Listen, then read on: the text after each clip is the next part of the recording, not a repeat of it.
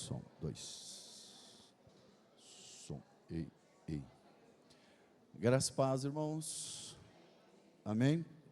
Vamos nos levantar para iniciar o culto desta noite. Em nome de Jesus, abra sua Bíblia no livro de Jó. Só você achar Salmos e voltar para o primeiro Salmo. Livro de Jó, capítulo 42. É o último capítulo do livro de Jó. Jó 42. Nós vamos ler do versículo 1 até o 6 e do 10 em diante. Jó, capítulo 42, versículo 1. Quem encontrou, diga amém. Amém. Diz assim a palavra do Senhor. Então Jó respondeu ao Senhor e disse: Bem sei que tudo podes, e nenhum dos teus planos pode ser frustrado. Tu perguntaste: quem é este que, sem conhecimento, encobre os meus planos? Na verdade, falei do que eu não entendia, coisas que são maravilhosas demais para mim, coisas que eu não conhecia. Disseste: escute, porque eu vou falar. Farei perguntas e você me responderá. Eu te conhecia só de ouvir, mas agora os meus olhos te veem. Por isso me abomino e me arrependo no pó e na cinza. Versículo 10. O Senhor restaurou a sorte de Jó, quando este orou pelos seus amigos, e o Senhor lhe deu o dobro de tudo que tinha tido antes. Então vieram a ele todos os seus irmãos, todas as suas irmãs, e todos os que haviam conhecido antes, e comeram com ele em sua casa, e se condoeram dele, e o consolaram por todo o mal que o Senhor tinha enviado sobre ele. E cada um lhe deu dinheiro e um anel de ouro. O Senhor abençoou o último estado de Jó mais do que o primeiro. Ele veio a ter 14.000 ovelhas, 6.000 camelos, 1.000 juntas de bois e 1.000 jumentas. Também teve outros 7 filhos e filhas.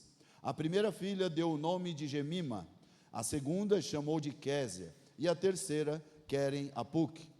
Em toda aquela terra não havia mulheres tão bonitas como as filhas de Jó. E seu pai lhes deu herança entre seus irmãos. Depois disso, Jó viveu mais 140 anos, e viu os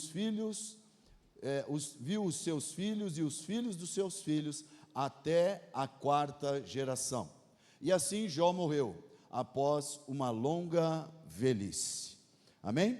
A história de Jó é muito interessante para nós, principalmente no que diz respeito à vida de fé e esperança em Deus. Jó é um exemplo de perseverança, de aguardar a provisão do Senhor e de entender que não há um Deus tão soberano, santo e maravilhoso como o nosso Deus. Então, nesta noite eu quero te convidar a adorar ao Senhor com tudo que você puder e tiver, porque a grande verdade é que o mesmo Deus que Jó serviu, o mesmo Deus que abençoou a Jó, é o Deus que nós servimos e é o Deus que pode nos abençoar nesta noite. Então adore ao Senhor com tudo que você puder e tiver, em nome de Jesus. Vamos orar. Senhor, nosso Deus e Pai Todo-Poderoso, nós te agradecemos e te louvamos por esse momento que o Senhor tem nos permitido, ó Deus, chegar nesta casa, para engrandecer o teu nome, para te louvar, para te exaltar, para nos derramar diante da tua grandeza e soberania e declarar a nossa dependência, assim como Jó declarou, ó Deus, e assim pôde ver a sua glória e o seu poder manifesto sobre ele, sobre sua casa, sobre tudo, Senhor, ó Deus, o que ele tinha. Nós te consagramos, ó Deus, a nossa vida, a nossa família, a nossa igreja, e te entregamos este culto desde já, certos de que o Senhor pode sim agir e manifestar a tua graça, pode sim alcançar aquilo que deixamos lá para estar aqui te adorando. Por isso, ó Deus, derrama do teu poder e da tua misericórdia, repreendendo todo o mal, é a nossa oração, em nome de Jesus, amém. Amém. Aplauda ao Senhor, Deus Todo-Poderoso.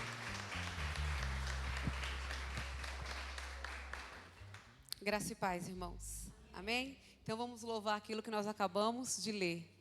Bem sei eu que tudo pode, Senhor, e os teus planos não podem ser impedidos. O Senhor já projetou um futuro certo para nós, de esperança e de paz. Aleluia.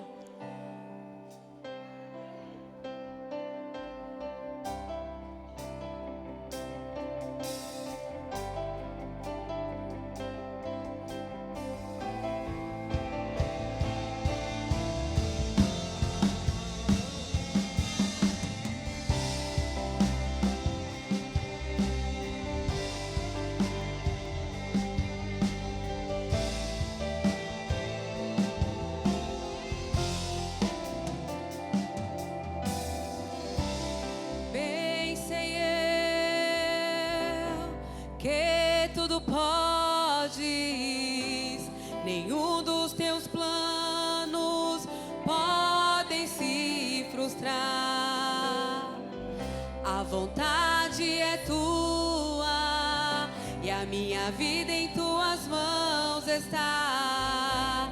Nenhum dos teus planos podem se frustrar. Oh, nenhum dos teus planos podem se frustrar. Não se frustrarão, não se frustrarão os planos de Deus, ninguém impedirá. Pode o vento soprar, a terra pode se abalar, mas os planos de Deus, ninguém impedirá.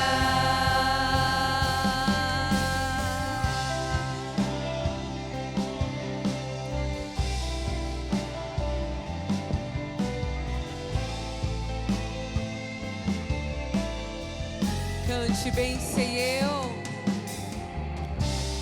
bem sei eu, que tudo podes, nenhum dos teus planos podem se frustrar. A vontade é tua e a minha vida em tuas mãos está. Nenhum dos teus planos podem se frustrar. Nenhum dos teus planos podem se frustrar. Diga, não se frustrarão. Não se frustrarão, não se frustrarão os planos de Deus, ninguém impedirá. Pode o vento soprar, a terra pode se abalar, Mas os planos de Deus ninguém impedirá. ninguém pode te ajudar, ninguém pode te levantar. Mas se Deus tem um plano contigo, ninguém impedirá. Quando passares pelas águas, Eu estarei contigo, filho. quando passares pelo fogo, Ele não te queimará. pois eu estou contigo, filho. Eu estou contigo, filho. Eu estou contigo, filho. Eu estou contigo. E se o teu barco parecer que vai naufragar, está balançando pra lá e pra cá, está causando medo em teu coração, está causando dúvidas, cadê Jesus? Mas olha só quem vem aí, andando sobre as águas, parece que é Jesus. Andando sobre as águas, Está dando uma ordem para o vento. Sou eu dono do tempo, sou eu dono daqui, sou eu dono do mar. Sou eu, sou eu, sou eu, sou eu, sou eu, sou eu.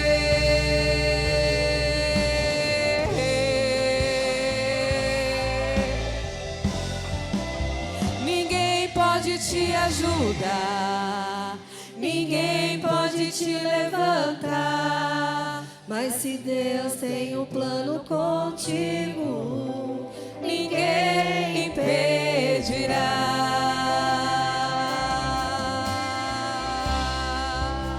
Aleluia! Nós já temos projetados por Deus um futuro certo, cheio de esperança, cheio de paz. Agindo Deus, quem impedirá? Aleluia! Aquele que Ele determinou para mim e para você vai acontecer. Queira o inferno ou não queira, queira o diabo ou não queira, o que o Senhor estabeleceu para mim e para a sua vida vai acontecer, porque maior é o que está em nós. Por isso nós vamos cantar: você não vai parar, porque a ordem nessa noite é chegar do outro lado, aleluia. Independente da situação do vento, independente do mar se está agitado, se está revolto, nós chegaremos do outro lado. Porque se o mar não se abrir, o Senhor vai fazer a gente passar por cima, mas nós vamos chegar, aleluia.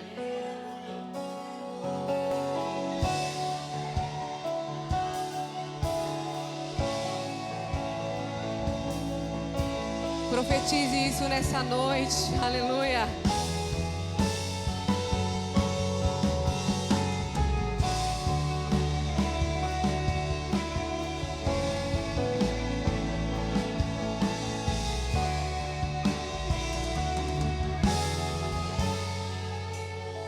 Não abandone o barco, pois a ordem é chegar do outro lado e você vai chegar. Oh não abandone o barco, pois esse teu deserto vai servir de testemunho para levantar alguém de novo. Ele vai restaurar alguém de novo e vai ressuscitar os sonhos de alguém de novo.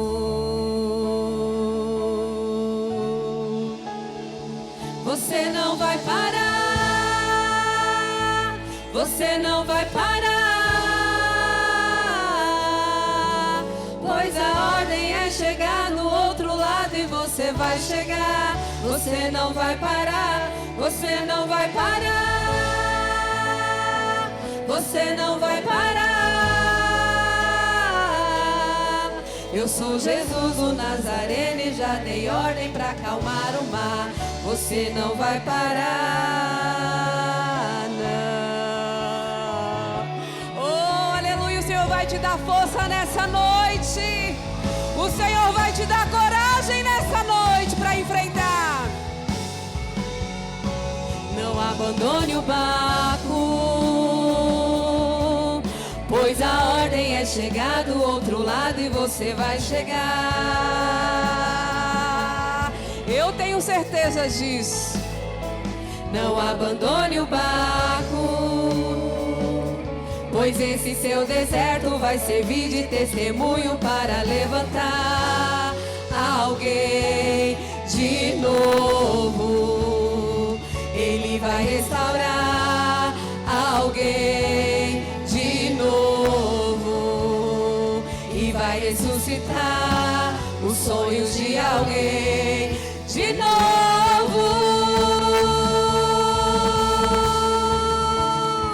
Você não vai parar, você não vai parar,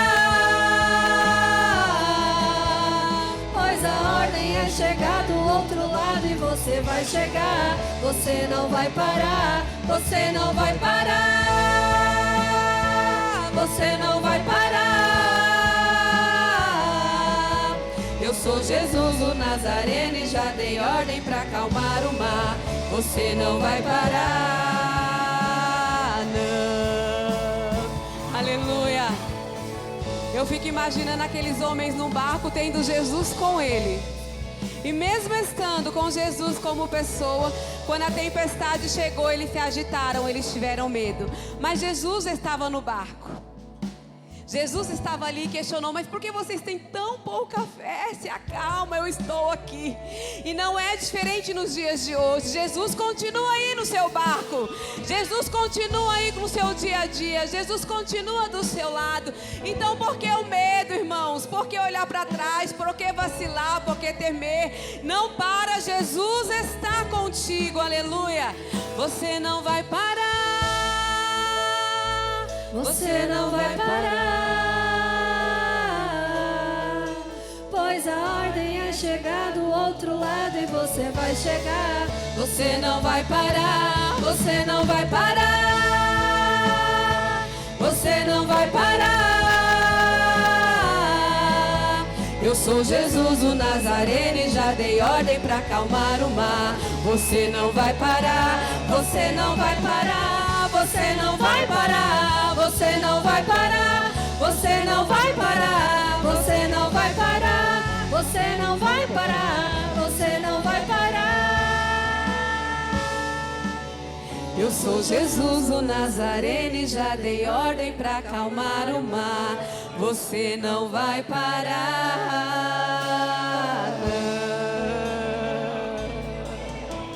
Aleluia. Então nós não temeremos o dia mau. Ainda que por vezes, irmãos, é bem verdade que nós nos acovardamos, sim. Às vezes nós tememos, sim. Às vezes nós vacilamos os nossos pés. Mas o Senhor, Ele compreende até o nosso medo. O Senhor compreende até o nosso medo. Muitas vezes até os nossos questionamentos o Senhor compreende. Porque a palavra diz que mesmo que nem chegou na nossa boca, o Senhor já conhece, aleluia. Então nós vamos adorar agora Jeová Jireh, temor porque se eu estou guardado por Deus que nunca perdeu batalha, aleluia.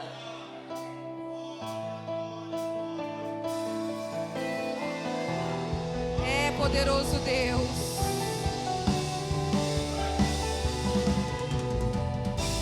Ele vai nos encorajar nessa noite, irmãos. Creia nisso. Creia.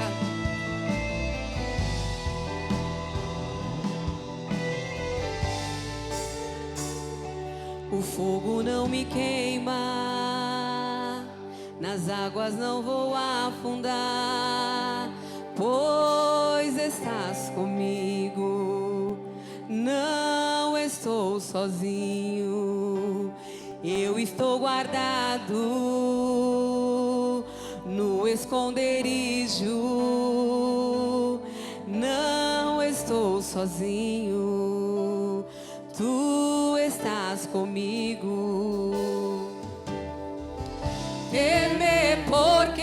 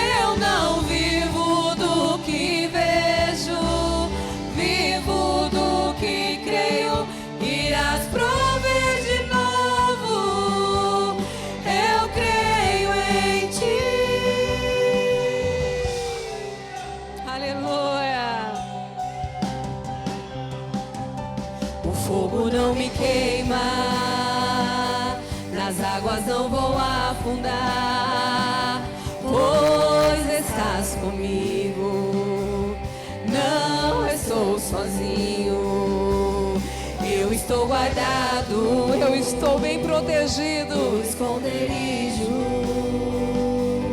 não estou sozinho, tu estás comigo. Diga temer, temer porque eu estou guardado por quem nunca perdeu batalha. Seu nome é Jeová Jireh, irás prover de novo.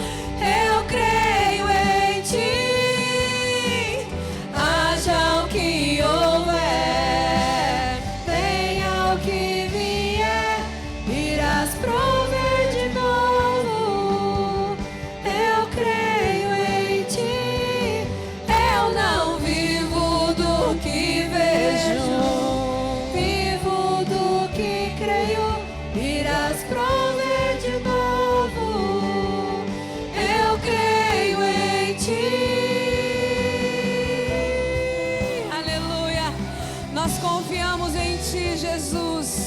Segura com teu braço forte, com a tua mão poderosa, Senhor.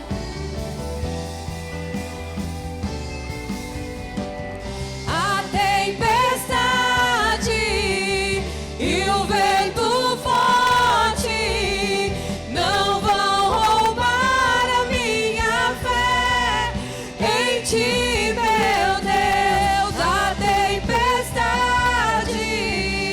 e o vento forte não vão roubar a minha fé em ti, meu Deus. A tempestade e o vento forte não vão roubar a minha fé em ti, meu Diga a Deus. A tempestade e o vento forte não vão roubar a minha fé em ti, meu Deus. Em ti, meu Deus. Em ti, meu Deus.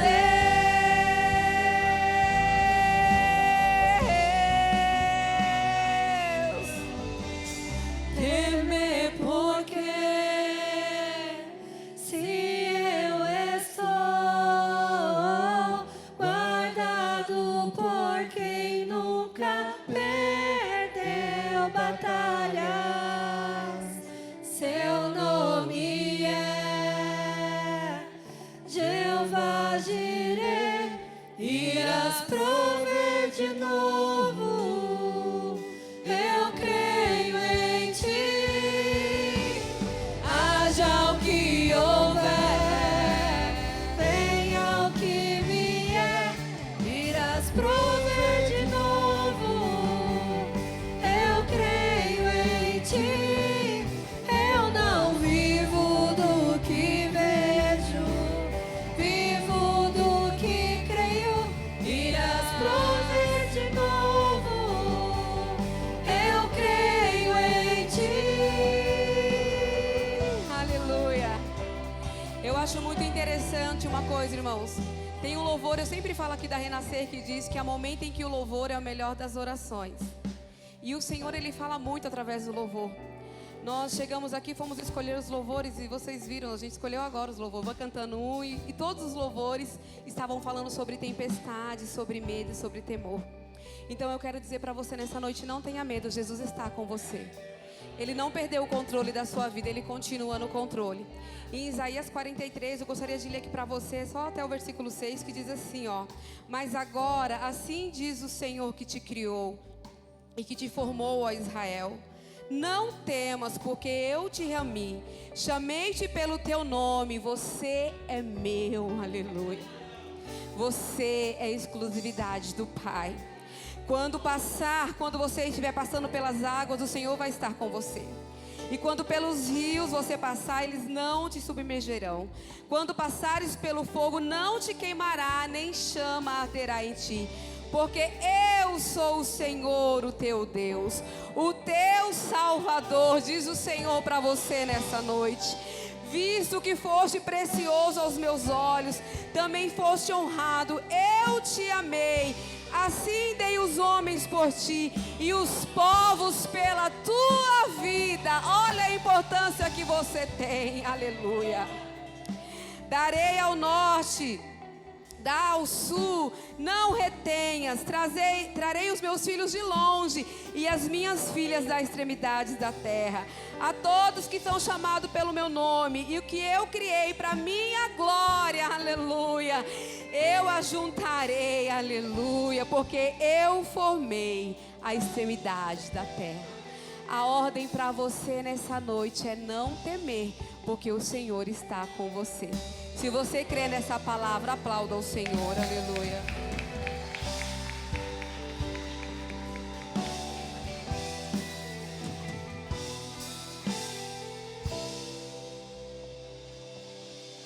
Glória a Deus. Amém, querido? Abra sua Bíblia na carta de Paulo aos Colossenses, capítulo 2, versículos 6 e 7. Nós iniciamos semana passada uma série de mensagens para falar, na verdade, 4 delas, né? 4 mensagens desta série que fala sobre ame a sua igreja. Ame a sua igreja. Este é o tema da série de mensagens. E essas mensagens dizem respeito ao que nós vivemos como igreja e qual a importância de estarmos em igreja. E hoje, semana passada, nós falamos sobre a importância de viver, o valor de viver em comunidade, e hoje vamos falar sobre a igreja como um crescimento espiritual. É bem interessante porque lá no Gênesis a palavra do Senhor diz que Jacó, quando está fugindo do seu irmão, na verdade ele está indo para Padã Arã, que é a terra do seu futuro sogro, ele ainda não o conhece, mas ele está indo, e ele tem um sonho, e o sonho de Jacó, ele reclina a cabeça sobre uma pedra e dorme, e ao reclinar a cabeça sobre a pedra e dormir, ele tem um sonho ou uma visão, a Bíblia diz que é um sonho. E esse sonho de Jacó, ele vê uma escada que bate da terra, de onde ele está, até o céu. E esta escada tem anjos subindo e descendo. E o mais interessante é que ele vê anjos subindo e descendo, e ele diz, meu Deus, o que é isso? E Deus dá a ele uma palavra e diz que o nome daquele lugar se chama Betel.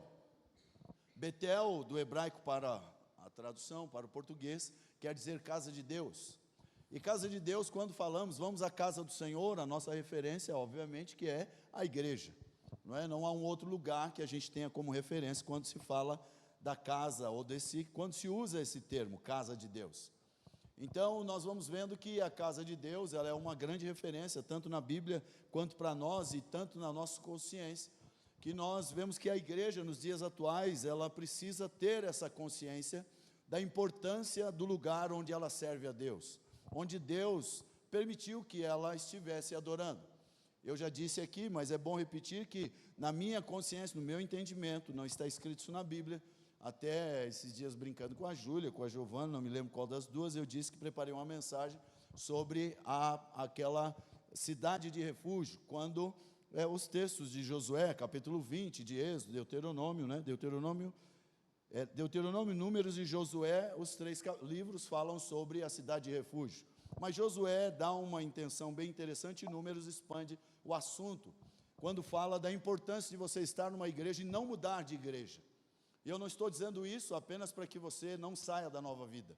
Estou falando num contexto geral de igreja, porque há uma grande diferença. Você já deve ter percebido que pessoas, quando mudam de igreja, na grande maioria, há uma porcentagem muito grande, eu não posso te dizer exatamente qual, mas a grande maioria, um monte de gente que muda de igreja se desvia, porque não tem condições, firmeza o suficiente. Há um número muito pequeno que, quando muda de igreja, encontra um lugar que é gostoso, é legal, é bom, as pessoas são receptivas, ela é recebida com muito carinho, então ela fica naquele lugar e ali vai. E a cidade de refúgio dá uma ideia como essa, não é? E a palavra é exatamente que, na minha cabeça eu montei, nesse sentido de que, quando a gente sai de uma cidade de refúgio e vai para o outro, o vingador do sangue, a Bíblia diz isso, que o vingador do sangue pode te matar no meio do caminho. O vingador do sangue é uma pessoa que ia para uma cidade de refúgio, na verdade ela ia para a cidade de refúgio porque ela cometeu um assassinato, intencional ou não. Então o que se fazia? Não se mandava para a prisão porque não conseguia se provar que ele era um assassino, que ele era um bandido, que ele era alguém que fez coisa errada. Então o que o sacerdote dizia para ele? Corra para a cidade de refúgio, se você conseguir chegar na cidade de refúgio, você está salvo. Se no meio do caminho o vingador do sangue te pegar, aí o problema é seu e ele. Mas vai que Deus te dê uma condição de chegar até lá. E aí então a Bíblia conta essa história. E na minha cabeça, cidade de refúgio é uma igreja. A Bíblia não diz isso, na minha cabeça. Diz que ele tinha essa opção. Por quê? Porque quando chegava na cidade de refúgio, ele tinha que conversar com o sacerdote da cidade de refúgio. E geralmente quando a gente muda de igreja, com quem a gente vai falar? Com o pastor, com o sacerdote. E ele fazia uma entrevista com o sacerdote. Não estou adiantando a mensagem, só estou falando para você entender a importância da igreja na nossa vida, como crentes, como servos de Deus, irmão. Porque na maioria das vezes nós não damos a devida importância para a igreja.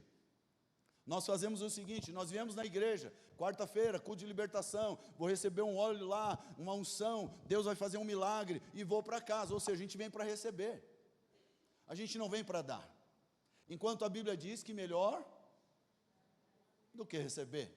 Então melhor seria eu sair de casa, não na intenção de receber o óleo, uma bênção, uma oração, uma profecia, uma revelação, o que seja, que não é ruim, também não é pecado. Mas quando nós centralizamos Jesus nisso, nós falamos para Ele, você é meu empregado. Você é meu empregado, e você pode me dar muitas coisas. Então eu vou lá para receber algo. Se eu não receber, o culto foi ruim. Se eu receber, que maravilha, que glória a Deus. Que maravilha de Deus. Então, a importância da igreja é que nós venhamos à igreja para adorar o Senhor. Por isso que o primeiro tópico era, ou foi, na verdade, o valor da comunidade. E o segundo, na verdade, o segundo assunto que nós vamos falar é o crescimento espiritual. Porque quando nesse exemplo da cidade de refúgio, o vingador do sangue, que simboliza o diabo, se ele pegar no meio, porque afastado do corpo de Cristo, é o que nós vamos falar aqui, não é? Na semana que vem, mas hoje dá para adiantar. Se o vingador do sangue te pegar no meio do caminho, você estiver fraco, longe do corpo, a tendência é que você enfraqueça cada vez mais.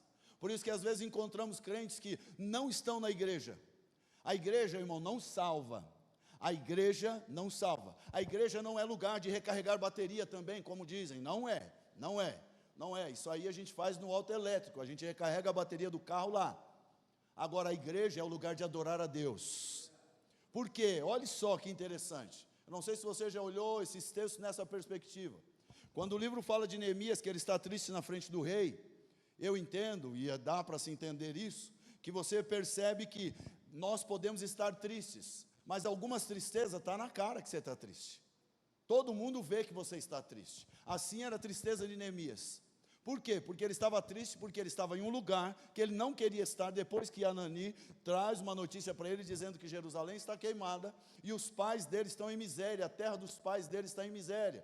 Por quê? Porque a Babilônia entrou, destruiu, acabou com tudo, e ele está vivendo num palácio, vivendo bem, ele é servo do rei, ele serve o vinho, ele toma primeiro, a vida dele é boa, irmão. Ele poderia estar dizendo o seguinte, eu não estou nem preocupado com o que está acontecendo em Jerusalém, mas no coração dele a tristeza era tanto que vem ao rosto. Vindo ao rosto, quando ele vai servir o rei, a Bíblia diz que o rei percebe, que tristeza é essa? Eu nunca te vi desse jeito. Por quê? Porque ele estava num lugar que ele não queria estar. Só que a gente gosta de um versículo de Tiago, que diz o seguinte, está alguém entre vós doente, o que a gente faz? Ora, não é? Mas o texto também, o mesmo versículo diz, se está alguém entre vós triste, faça o quê? Cante louvores, irmão. E aí é onde entra o louvor, aí é onde entra a comunhão, a comunidade, aí é onde entra a igreja, irmão. Há uma grande importância na igreja, que quando nós estamos reunidos, até a tristeza vai embora.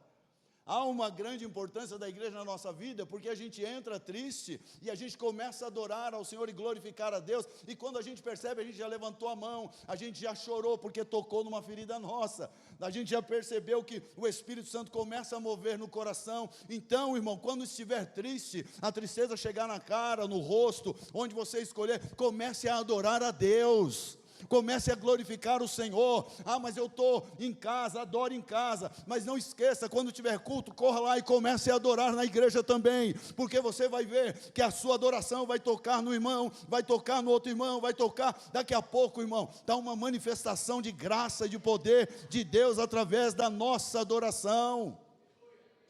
Mas nós não prestamos atenção nisso. Por quê? Porque a gente olha, está alguém entre vós doente? Ore, unja com óleo. Mas também diz que se estiver alguém triste, cante louvor. Quando nós estamos tristes, a gente fica zumbudo, dentro do quarto lá, não quero ver ninguém. Enquanto a Bíblia está dizendo, se você cantar um louvor, a alegria do Senhor vai encher o ambiente, vai encher a tua casa, vai encher o teu coração. Então veja que há uma importância em estar na igreja, porque uma coisa é você cantar na sua casa, não estou dizendo que Deus não vai manifestar lá, não é isso. Mas outra coisa, irmão, é quando nós estamos juntos adorando a Deus. Aí entra a importância da igreja. Por isso que o tema da série de mensagens é ame a sua igreja. Não é só para Nova Vida, isso aqui serve para qualquer lugar, para qualquer igreja. Ame a sua igreja, porque infelizmente nos nossos dias as pessoas estão preocupadas em ir para a igreja para receber alguma coisa, para ganhar alguma coisa, para buscar, não é? Na grande maioria eu vou lá buscar uma bênção. Hoje eu recebo minha vitória. Tá bom, e o que você entregou? A gente acha que entregar o dízimo e oferta, isso resume a nossa entrega. Irmão, a entrega não se resume em dízimo e oferta.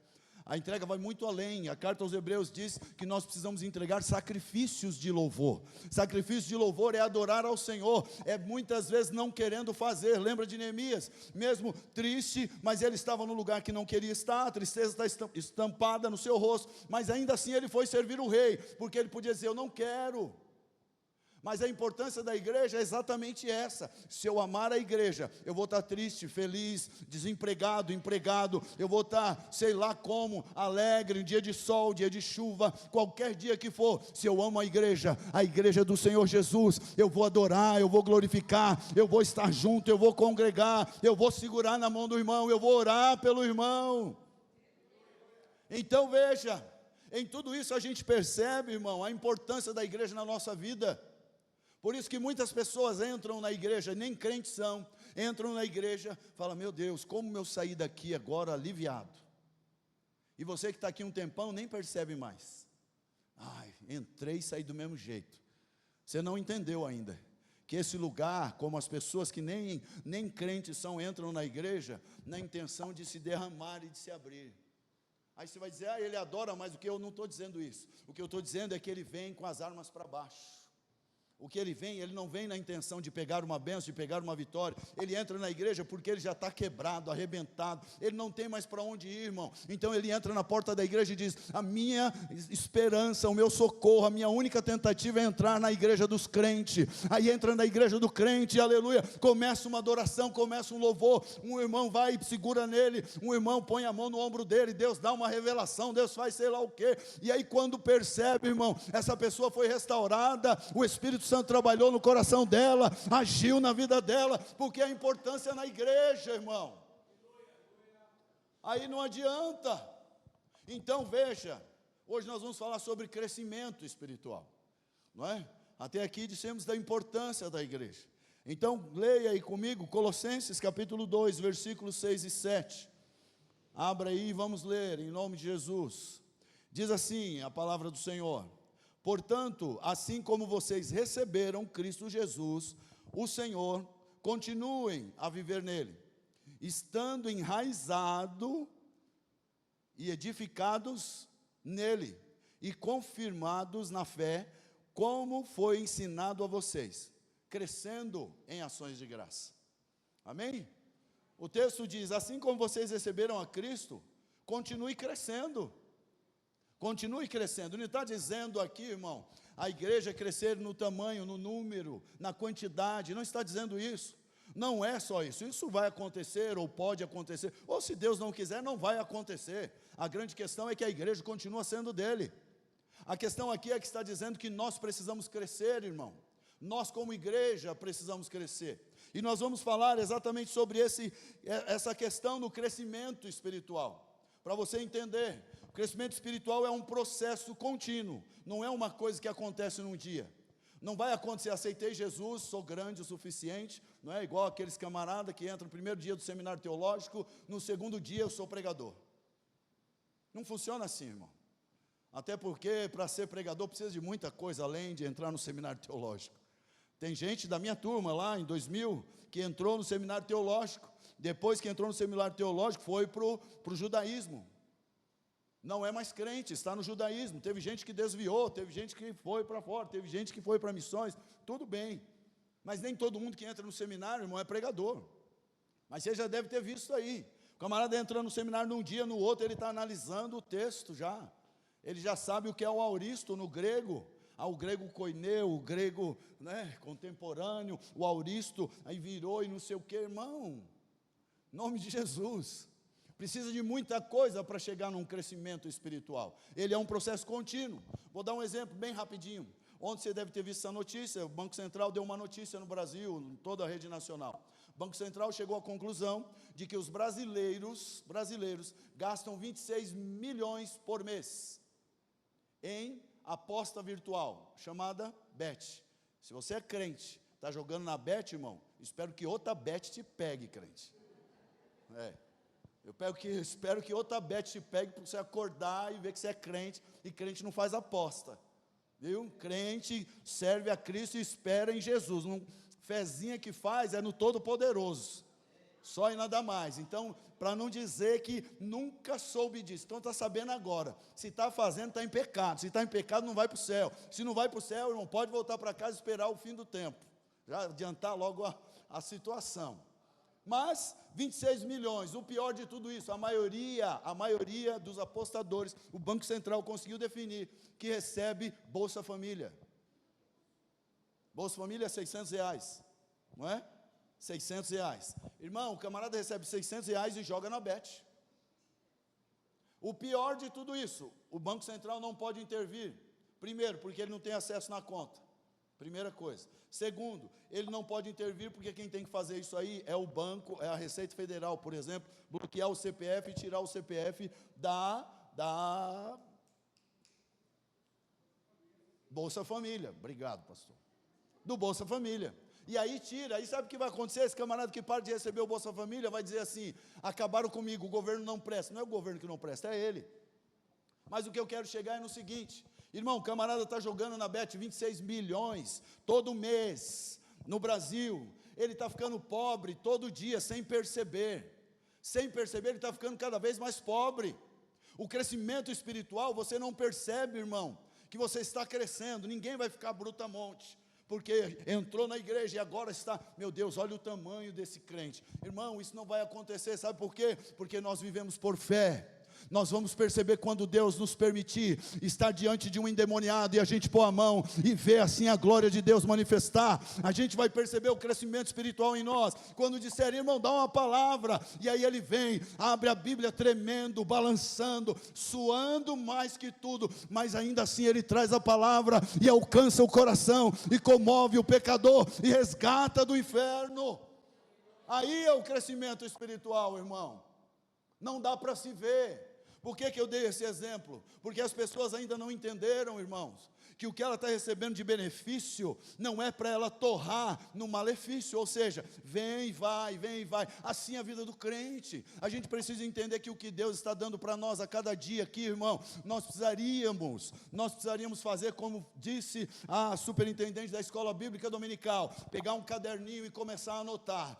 Deus falou hoje através do louvor que Ele vai prover, que Ele é comigo, que Ele é o Senhor. Por quê? Porque daqui uns dias, irmão, você vai estar arriscando e dizendo: verdadeiramente Deus é comigo, verdadeiramente Ele proveu sobre a minha vida, aleluia, porque vamos perceber na experiência e na convivência com Deus.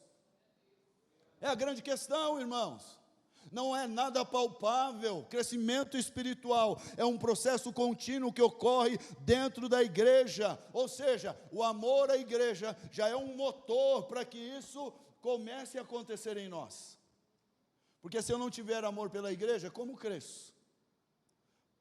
Se a Bíblia diz que quem não ama não conhece a Deus, não vai crescer, já está fora.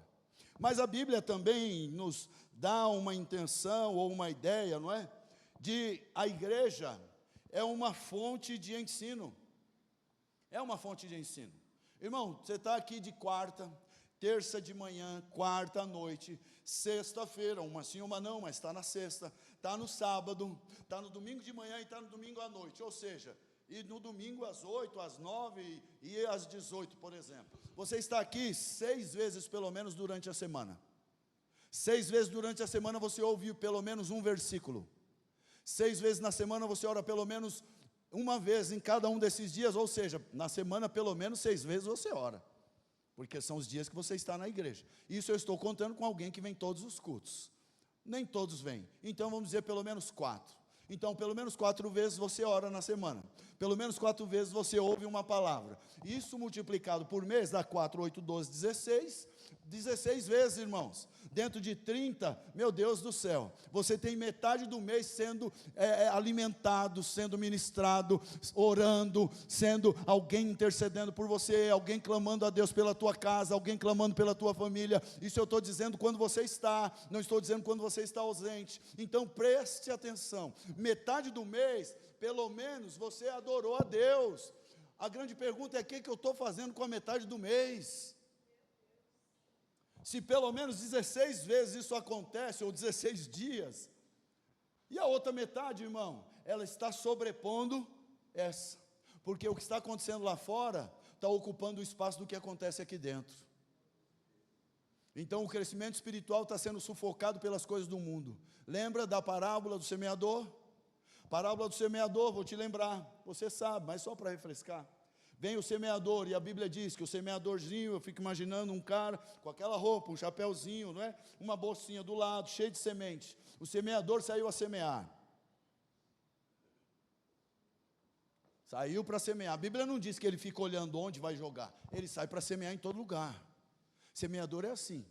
Se você vai semear, não fique escolhendo, irmão, que lugar que eu jogo. Esse lugar é bom. Não, esse lugar é ruim, não dá. O semeador sai para semear, tanto que a Bíblia começa a descrever o solo, o terreno onde ele joga a semente. Tem semente que cai no meio dos espinhos. Quando ela começa a crescer, o espinho toca, ela... Tem crente assim, você já viu? Que entra na igreja, está naquele, meu Deus, não é nem labareda, aquilo ali é a sarça ardente. O camarada está ardendo em fogo. Daqui a pouco vem um espinhozinho, e é melhor não ser crente. A Bíblia diz que uma outra semente cai no meio das pedras. As pedras vêm e apertam. Irmão, vida de crente não é fácil não, sai dessa conversa. Essa história que vida de crente é a coisa mais fácil do mundo, isso é conversa de quem está lá fora e não conhece o que é a igreja. A Giovana uma vez me mostrou um vídeo, esses tempos atrás, o camarada chega para fazer uma entrevista para ele, acho que era Instagram, não sei se era, que o cara fala, inventei uma coisa agora, a coisa de ser crente. O camarada inventou de ser crente agora. Eu pensei comigo, o que ele inventou, mano? Se Jesus já morreu na cruz do Calvário, já colocou a igreja, ele aí, inventei agora o negócio de ser crente, e vou dizer, o negócio é difícil. Irmão, ser crente é difícil, ele estava certo, não é fácil não. Sabe por quê, irmão? Porque o diabo vive ao derredor, como um leão buscando a quem ele possa tragar, a quem ele possa pegar, e é você que ele quer pegar, é você que ele quer alcançar, mas a grande questão é, como o louvor disse, temer por quê? Se nós estamos com aquele que nunca perdeu uma batalha, irmão, com aquele que é o Todo-Poderoso, com aquele que não despreza a igreja, com aquele que não deixa a igreja de lado, muito pelo contrário, ele amou a igreja, acima dele deu a vida dele pela igreja. Então ele vai proteger a igreja com tudo que ele tem. Ele só dá uma dica, né? A dica que dói. Maridos, as mulheres já deram a cutucada.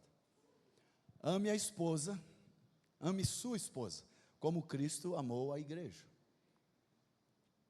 Ninguém deu glória, só ouvi um amém e voz de mulher. A igreja como um instrumento... A igreja como uma fonte de ensino, Atos 2,42. A igreja primitiva se dedicava no ensino dos apóstolos.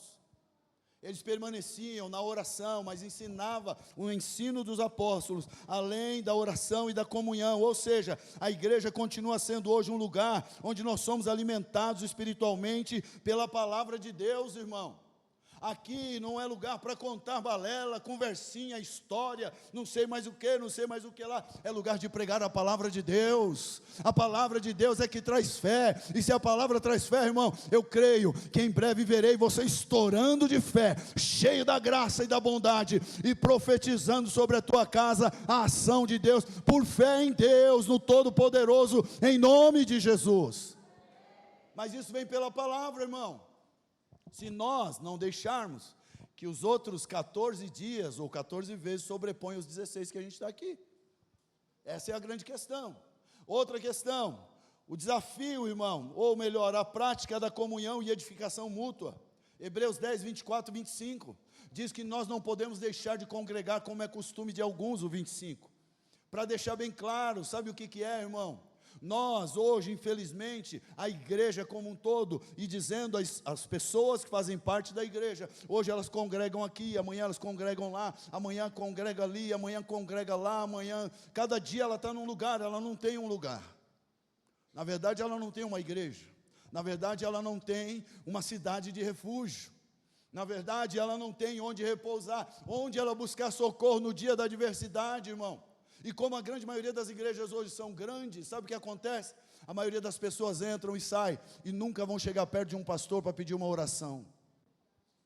Esse é o problema.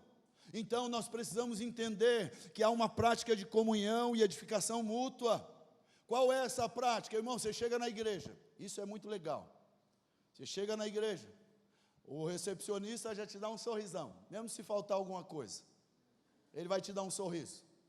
Aí vem te trazer até o banco. É lógico, nem todo mundo levanta, né? Só para deixar aí claro. Você vai sentar e o carinho é tanto, o amor é tanto, irmão, que tem 15 no banco. Vai sentar 16, porque o próximo que vai chegar vai sentar. Ele até faz assim, ó. É difícil. Crente gosta de sentar junto, irmão. Então, se você for visitar uma igreja, não se preocupe não, vai espremer mesmo no banco. Não é só aqui, é todo lugar é assim. Você chega lá, o camarada dá um pum, dá outro pum, aí ele senta, aí daqui a pouco, pum, espreme tudo de novo. Por que isso, irmão? Porque na verdade é uma edificação mútua. Nós gostamos de estar junto. Entra, senta aqui, aí daqui a pouco o pastor fala, pega na mão do seu irmão. Se tiver algum problema de cabeça nesse sentido, né, algum trauma, sei lá como é que chama isso aí, de pegar na mão do outro, vai dar problema, dá o dedo. Aí ora pelo outro, irmão, aí ora. Então, há uma questão muito grande, irmão, ou uma prática de comunhão. Por quê? Porque isso na maioria das vezes acontece. Aconteceu esses dias. Uma senhora, uma irmã, na verdade, eu não sei se ela está aqui, ela é nova aqui na igreja, veio aquela da Marcela lá, isso, que sentou aqui do lado da Patrícia. Na minha cabeça, pregando aqui, irmão, ela era amiga da Patrícia. Porque na hora da oração ela abraçou a Patrícia, chorou, até enxugou o olho na blusa da Patrícia. Falei, é tudo amiga. Na verdade, irmão, ela é conhecida da Marcela, sentou do lado da Patrícia, só isso. Então há uma prática de comunhão mútua. Ela com certeza foi abençoada pela vida da Patrícia, que orou por ela, que abraçou ela, que quando ela chorou, consolou ela. Mas a ação não é da Patrícia, é do Espírito Santo de Deus que habita na igreja, que usa a sua vida, que usa o outro irmão, que usa o outro lá. Então essa é a grande questão, irmão. Há um crescimento espiritual em nós, que nós só vamos perceber quando Deus nos colocar na situação para experimentar a questão adversa na vida de alguém. Quem aqui nunca foi chamado para fazer uma oração num vizinho? Só se não souber que você é crente.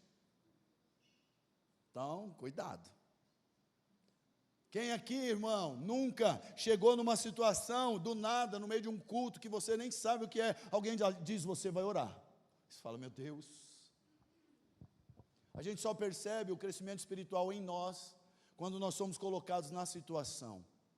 Então entenda, você está crescendo espiritual, está sim. Se você faz parte da igreja, está crescendo espiritual, em nome de Jesus, está crescendo sim. Por quê? Porque alimentamos através da palavra de Deus e crescemos através dela. Outra questão e última, o desafio de crescer em maturidade espiritual. Efésios 4, 14 e 15, diz que como membros da igreja nós somos chamados a crescer em maturidade, não sendo mais levados por qualquer vento de doutrina, ou seja, o amor pela igreja nos motiva a querer ser mais parecidos com Cristo. A igreja de hoje quer parecer com Jesus, irmão, da outra face. Jesus daria. Vamos orar pelos inimigos. Jesus orou. Na hora da cruz, Pai, perdoa. Jesus perdoa. Por que a igreja hoje, irmão, a igreja não perdoa, não ora pelos inimigos, não dá outra face, porque ela acha que agora o céu está garantido para ela, e não é isso não. Não está garantido não. Cuidado. Se você continuar não perdoando, continuar não amando, continuar dando aí, não dando a outra face, não sendo submisso e humilde, cuidado que vai chegar o dia e Jesus vai dizer, eu não te conheço. Ame a igreja, porque se você amar a igreja, você vai ver o valor da comunidade, ou seja, de viver em comunhão. Se você amar a igreja, você vai crescer espiritualmente, e quando você for colocado na fileira, no meio da batalha, no meio da peleja, no meio da guerra, você vai dizer, eis-me aqui, Senhor, eu sou um soldado e eu quero pelejar, eu sei que o Senhor vai me conduzir em triunfo, queira o diabo ou não, queira o inimigo ou não, se levante os demônios ou não, o meu Redentor, Ele é poderoso, e Ele vai me conduzir à vitória. Irmão, precisamos viver como a igreja de Cristo. Se Ele deu a vida pela igreja, irmão, você acha que Ele não vai dar a vida por você, não vai te defender, não vai te guardar, não vai te conduzir? Então a igreja hoje está vivendo num tempo muito difícil, um tempo de que ela só quer receber, só quer ganhar, só quer pegar na bancada, não é, no mercado de Jesus, mas se esquece que precisa chegar e entregar um louvor, a adoração, a glorificação, o engrandecimento ao nome do Senhor Jesus. Então entenda, estamos crescendo espiritualmente? Estamos, em nome de Jesus, com certeza estamos, mas nós precisamos saber se estamos ou não, é quando nós nos colocamos nas fileiras, é quando nós nos dispomos a fazer, é quando nós nos colocamos e falamos: Jesus, eis-me aqui, porque enquanto você não fizer, você não vai saber se cresceu ou não. Você só vai saber se você aguenta determinadas coisas, ou suporta algumas situações, se você experimentar e passar por elas.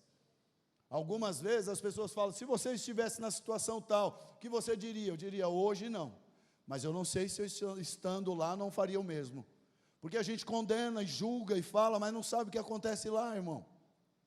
Não sabe como a situação está lá, não sabe o que aconteceu para chegar nesse momento.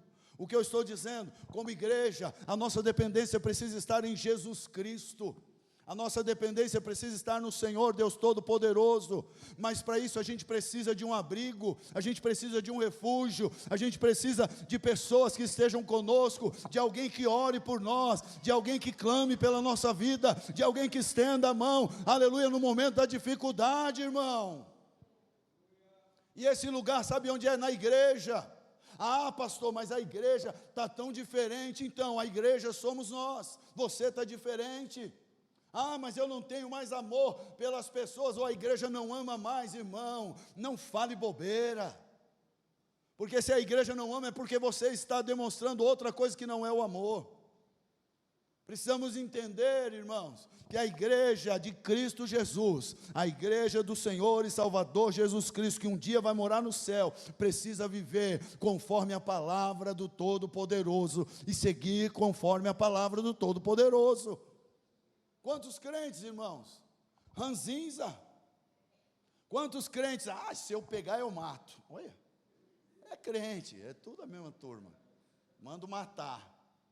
Aconteceu um fato aí um tempo atrás, não é crente que não, já vou adiantar logo o assunto.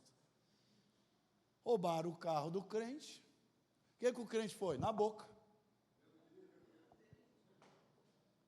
Roubaram meu carro, irmão. Chama até de irmão nessa hora. O cara é bandido, né? Roubaram meu carro, irmão. E aí, como que você consegue me ajudar? Pode, se pegar, mata, hein? Irmão, crente só está adiantando o expediente, né? Para chegar mais rápido em Cristo, é isso? Para chegar mais rápido no céu. Irmão, que igreja é essa? Que crente é esse? Vai mandar matar o cara porque roubou o carro? Tem crente mandando matar por menos, né? Não gosto dele, manda matar. O que eu quero que você entenda, em nome de Jesus, nesse tempo, é que nós precisamos crescer em maturidade. E na maturidade, irmão, de verdade, sim, crente ainda dá a cara para bater do outro lado, sim, porque a Bíblia diz que assim é o crente que serve a Jesus. Sim, o crente que serve a Jesus perdoa sim, porque assim a Bíblia diz que ele é. Então maturidade, irmão, não está relacionada às coisas que a gente conhece do mundo, é às coisas que a gente conhece de Deus.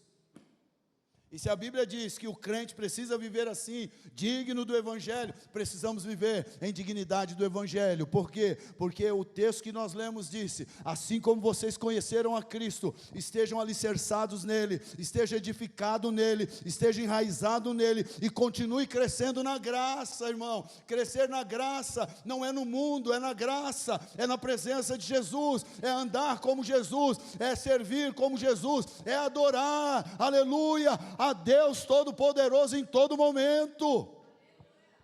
Aleluia.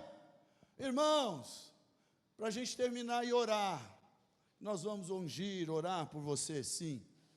Mas se nós fizéssemos uma campanha, o dia do milagre, irmão, você acha que ia estar assim, esses bancos assim vazios?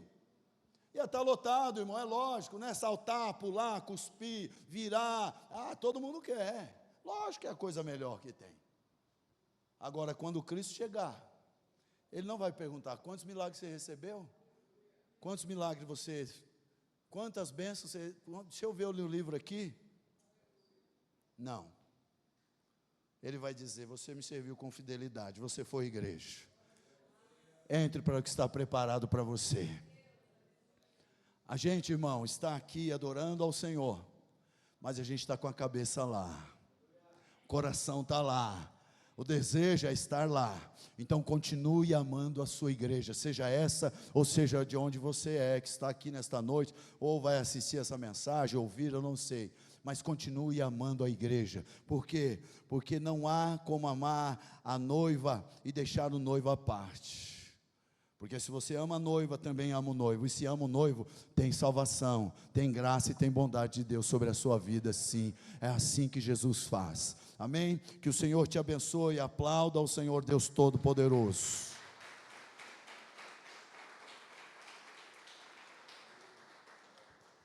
Vamos orar.